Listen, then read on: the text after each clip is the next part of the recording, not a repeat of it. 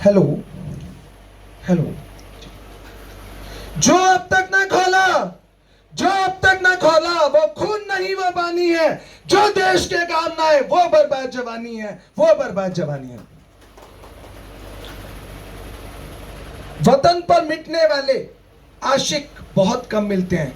जमाने भर में मिलेंगे आशिक कई, जमाने भर में मिलेंगे आशिक कई, पर वतन पर मिटने वाले नहीं मिलेंगे।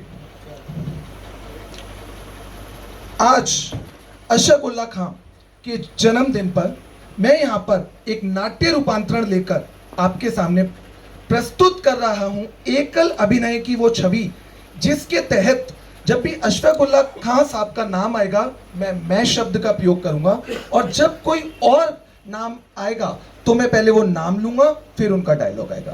तो आप समझ सकते हैं कि जब भी मैं शब्द यूज करूं तो इसका मतलब मैं अशरफ उल्लाह खां साहब को रिप्रेजेंट कर रहा हूं। ठीक है, तो हम स्टार्ट करते हैं उन्हीं की गाई हुई एक कविता के साथ। बातें करने वाले मिलेंगे लाखों, बातें करने वाले मिलेंगे लाखों, पर अपने ऊपर रहने वाले, पर अपनी बातों पर रहने वाले जो होते हैं उनकी होती है साख। जो अपनी बातों पर रहने वाले होते हैं उनकी होती है साख। जो माँ को माँ कहे, जो माँ को माँ कहे, उसके खून पर शक नहीं करते। जो माँ को माँ कहे उसके खून पर शक नहीं करते, क्योंकि ऐसे लोग ही तो देश के लिए राख होते हैं, क्योंकि ऐसे लोग ही तो देश के लिए राख होते हैं। माँ को माँ कहने वाले का धर्म नहीं देखा जाता, माँ को माँ कहने वाले का धर्म नहीं देखा जाता। ऐसे लोग ही तो देश पर राख होते हैं। क्या सिखाओगे हमें कौम क्या सिखाती है, तुम क्या सिखाओगे हमें कौम क्या सिखाती है। ऐसे गर्वित लोग ही तो देश की आंख होते हैं, ऐसे गर्वित लोग ही तो देश की आंख होते हैं। भारत भूमि पर शहीद होने वाले, भारत भूमि पर शहीद होने वाले, हंसते हंसते शहीद होने वाले, ऐसे लोग ही तो भारत को स्वतंत्र करने के लायक होते हैं। और कौम से ऊपर जाकर देखो साहब, वहीं पर तो अशफाक होते हैं, वहीं पर तो अशफाक होते हैं। मैं हितेश शर्मा, एक international model, movie actor, black belter in karate and theatre director, आज आपके सामने जैसा कि मैंने बताया एकल अभिनय करने जा रहा हूं अशरफ उल्लाह खां। मेरा जन्म 22 अक्टूबर 1900 को, मेरा जन्म 22 अक्टूबर 1900 को यूपी के शाहजहांपुर में हुआ। वहां पर मेरे पिताजी और मेरी माताजी रहा करते थे। शुरू से ही मेरे पिताजी का नाम मोहम्मद शफीक उल्लाह खां और मेरी माता का नाम नूर निशा, मजहूर नूर निशा था। मैं अपने बहन भाइयों में सबसे छोटा था, मैं अपने बहन भाइयों में सबसे छोटा था। खेलों को मैं बचपन से ही बहुत पसंद किया करता था। तैराकी और घुड़सवारी मेरे प्रिय शौक थे। बचपन से ही देशभक्ति की भावनाओं का मेरे अंदर संचार हो रहा था। बचपन से ही देश को आजाद करने की भावनाएं मेरे अंदर थीं। गांधी जी ने जिस समय असहयोग आंदोलन छेड़ा, जलियांवाला बाग के बाद, फिर चोरी चरा कांड के अंदर उन्होंने उसी आंदोलन को वापस लिया, तब से मेरा मन गांधी जी से हट गया और मैंने सोचा कि मैं आगे गरम दल वालों में जाऊंगा। नरम दल का विचार भी मैंने अपने मन से त्याग दिया। मेरे भाई रईस उल्लाह ने मुझे बताया, जब तुम क्रांतिकारी भावना इतनी ज्यादा अपने अंदर रखते हो तो मैं आज तुम्हें अपने एक मित्र का नाम बताता हूं, जिनका नाम है राम प्रसाद बिस्मिल। राम प्रसाद बिस्मिल एक ऐसा शख्स है कि ऐसा क्रांतिकारी ढूंढना ही मुश्किल है। तो राम प्रसाद बिस्मिल कहाँ मिलेंगे, मैंने पूछा। उन्होंने कहा आजकल गिरफ्तारी की वजह से वो यहाँ नहीं आ रहे हैं, जब वो आएंगे तब तुम उनसे मिलना। कुछ समय के बाद उनकी गिरफ्तारी वाली प्रॉब्लम सॉल्व हो गई और वो वहां पर आए। जब वो वहां पर आए तो मेरी खुशी का ठिकाना नहीं रहा, और जब मैं उनसे मिलने गया तो उन्होंने मुझे कोई खास तवज्जो नहीं दी। ऐसा कई बार हुआ। एक बार खन्नौत नदी के किनारे पर एक सभा हो रही थी और उसी सभा के तहत राम प्रसाद बिस्मिल वहां पर शेरो शायरी कर रहे थे। और उसी शेरो शायरी के अंदर मैंने एक बार बोला आमीन। उन्होंने पूछा तुम कौन हो? मैंने अपने भाई का परिचय दिया, वो बहुत खुश हुए। मैंने कहा जी मैं भी थोड़ी बहुत शायरी कर लेता हूँ। उन्होंने कहा तुम तो हमारे ही खेमे के हो। तो उन्होंने मुझे अपने गले से लगा लिया। तब से हमारी मित्रता घनिष्ठ होती चली गई।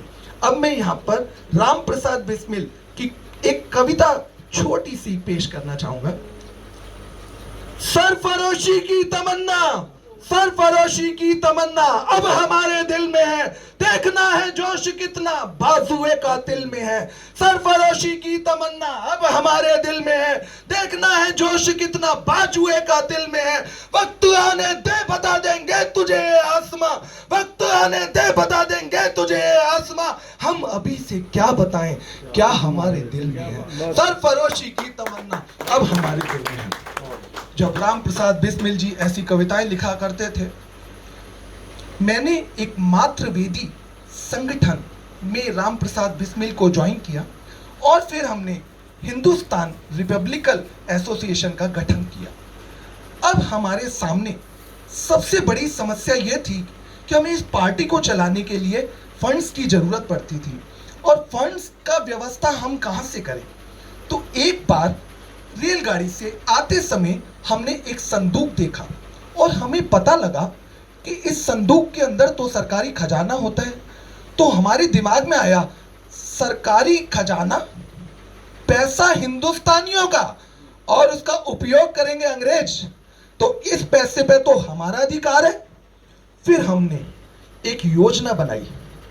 उस योजना के अंदर हमने कहा कि लखनऊ से पहले जाने वाली जो ट्रेन है काकोरी, एक काकोरी स्टेशन पड़ता था, तो उससे पहले ही हम ट्रेन को रोक देंगे और वहीं पर हम लूटपाट करेंगे और लूटपाट में किसी भी नागरिक का कोई नुकसान नहीं होगा, सिर्फ सरकारी खजाना लूटा जाएगा।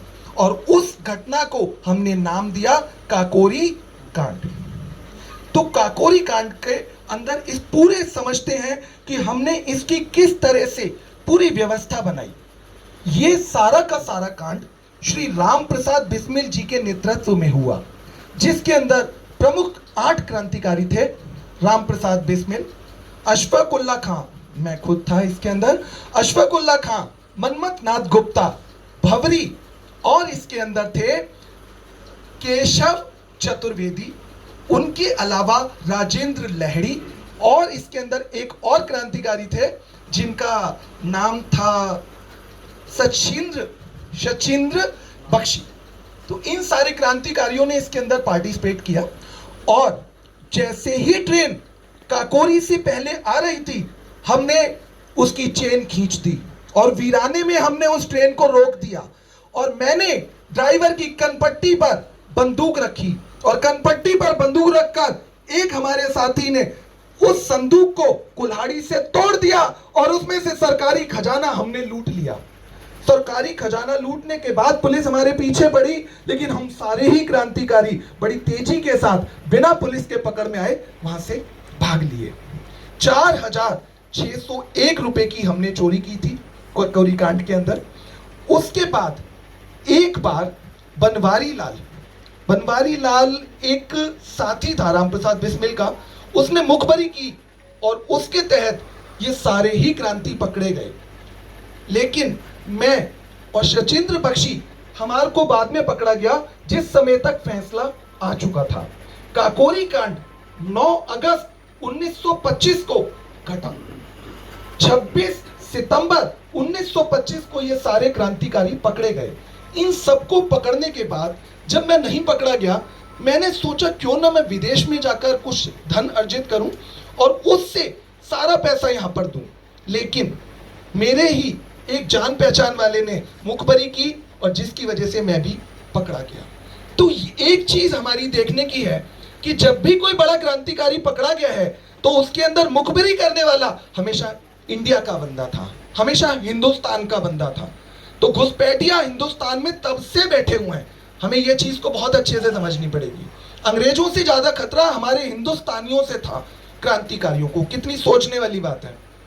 उसके बाद 19 दिसंबर 1927 को फांसी दे दी गई। फैजाबाद के अंदर हम सबको फांसी दे दी गई। हम भारत माता के रंगमंच पर अपना पार्ट अदा कर चुके थे। हम भारत माता के रंगमंच पर अपना पार्ट अदा कर चुके थे। हमने क्या सही किया, क्या गलत किया, हमें नहीं पता।